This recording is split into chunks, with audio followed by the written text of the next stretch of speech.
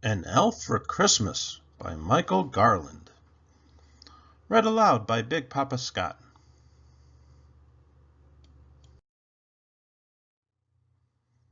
The North Pole wind whipped the night air outside Santa's workshop, but the elf named Hieronymus Tingle was too busy to notice.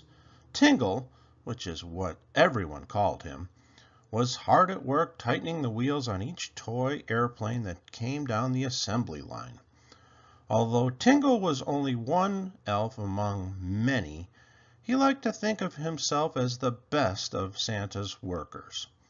That night he had worked longer and harder than any of the other elves. He loved his job and wanted Santa to be proud of him. On this busy Christmas Eve, the whole workshop was filled with the noise of hammering, sawing, and sanding. Teams of elves painted and stitched, glued and carved, rushing to finish the toys that Santa would deliver. The clock had already struck 11, and the gifts still had to be wrapped and loaded onto the sleigh. Tingle installed the steering controls on the very last plane of the year. "This plane looks so real," he said to himself. "I think it's the best one we've ever made." He climbed into the cockpit and sat down to admire his work. Though Tingle felt proud and happy, every part of his little body ached with tiredness. He closed his eyes to rest for just a moment. Instead, he fell into a deep sleep. Beep, beep, beep. The departure buzzer blared through the workshop. The last toy plane moved down the assembly line to the wrapping department, where it was hoisted into a box. None of the elves noticed Tingle or heard his little elf snores as they closed the lid and wrapped up the box. They taped on a tag that said Joey, and then the present was piled onto Santa's sleigh.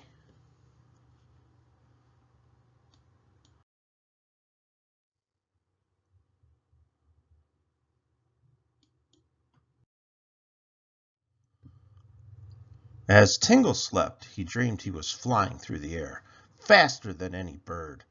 It was a wonderful feeling, and it lasted for a long time, until suddenly the world started to shake. Tingle awoke to a roar of ripping paper and tearing cardboard. "Where am I? What's going on? Why is it so dark?" he whispered. Then the lid of the box came off. Tingle couldn't believe his eyes. Staring back at him was the huge, grinning face of a real, live boy. "Wow! Look at this neat plane from Santa," the boy said to his family. "It even has a toy elf pilot. I wondered if this thing can really fly." Tingle sat up stiffly in the seat of the plane, too afraid to move or speak. Who are all of these people? He wondered. What is this place? Before Tingle could answer his own questions, the boy pressed the start button behind the cockpit. The engine buzzed and the propeller whirled. When the boy let go, the plane arced across the room. The dog went leaping and barking after it. Tingle hung on, keeping his eyes closed. Before long, the plane crashed into the Christmas tree. Tingle tumbled through the branches onto the floor. The boy ran over and picked him up. Tingle felt dizzy, but he just held his breath, staring straight ahead. "Be careful, Joey," his mother warned. Put that toy pilot in a safe place until you finished opening your other presents. He's so tiny, someone might step on him. Joey climbed up on a chair and placed Tingle way up high on a bookshelf. From his perch, Tingle could see everyone and everything. Whimpering and growling, the dog stared suspiciously up at the little elf. Tingle spent the whole day silently pretending to be a toy and watched the family enjoy their Christmas together. He had never felt so homesick and alone. "I've got to get back to the North Pole," he thought.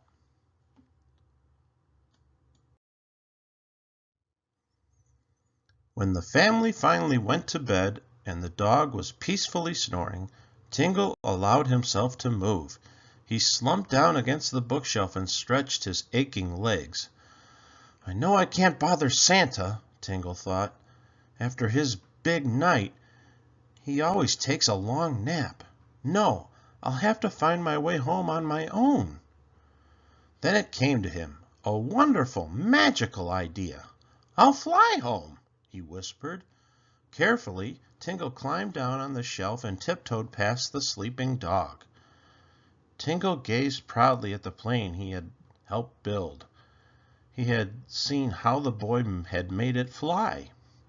"I'll just have to figure out how to steer," Tingle thought. "How hard could it be?"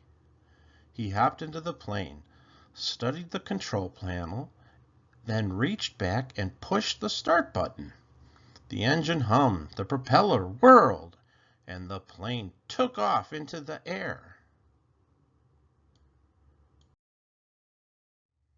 The dog woke up. Barking wildly, he nipped and jumped at the circling plane. Tingle worried that the dog would wake the family, but then a bigger worry seized him.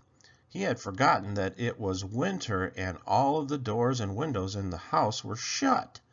"How will I ever get out?" Tingle moaned. The dog kept barking, louder and louder. Before long, Tingle saw Joey clumping down the stairs. The plane dipped and turned. Tingle did his best to keep it steady, but it wasn't easy. As Tingle flew around the room once more and swerved towards the fireplace, he had an idea. He would get out the same way Santa got in.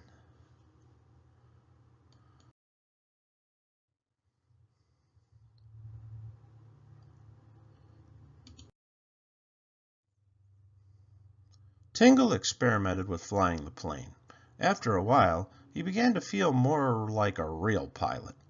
"Flying is a little more difficult than I thought, but I'm beginning to get the hang of it," he said to himself. He did a few barrel rolls just for fun. It was thrilling to see the world from so high up, but looking down at the wide expanse of earth, Tingle had a moment of panic. "How do I know if I'm flying in the right direction?" Then he remembered, "I live at the North Pole. I can just go north by following the plane's compass." Tingle settled back to enjoy the changing scenery. The plane passed over little towns and glittering cities, fields and forests, and then nothing but small islands floating in the sea.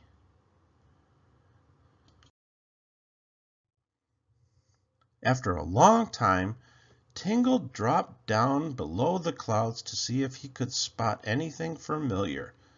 He smiled when he saw ice and snow. He knew he must be getting close to home.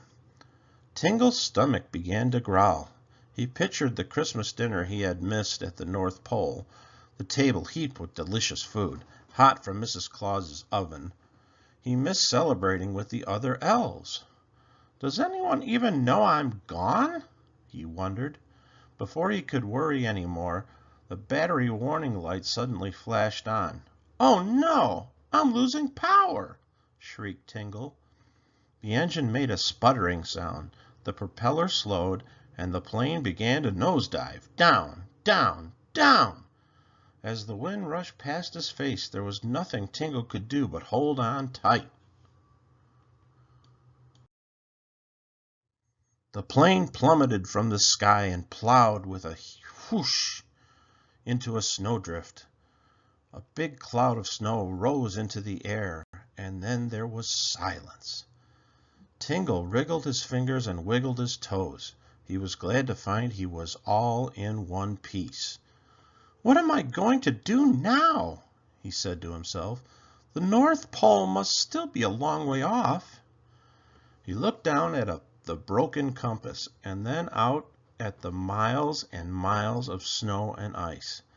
"I'll never get home now," he said sadly. He was still staring into the distance when the snowdrift under him started to move.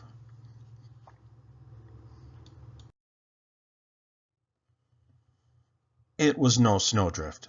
It was an enormous, napping polar bear. "Oh, how do I get myself into so much trouble?" groaned Tingle.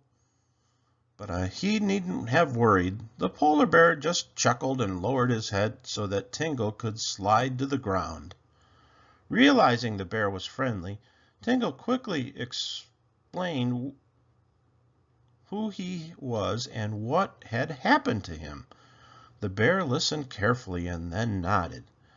"You are still a long way from home, but Santa is a good friend of mine. I would be happy to help you get back to the North Pole."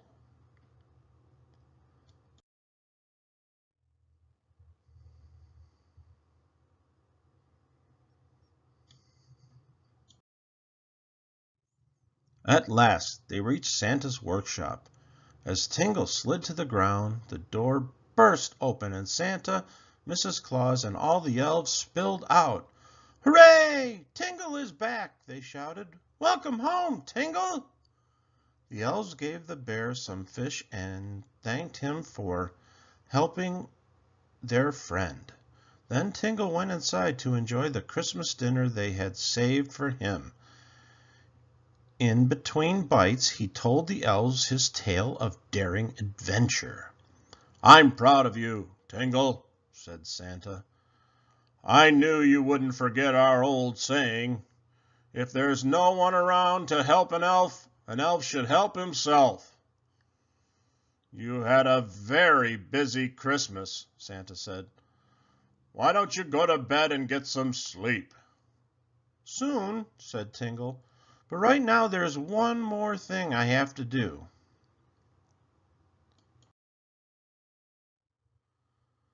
Santa's Workshop, North Pole.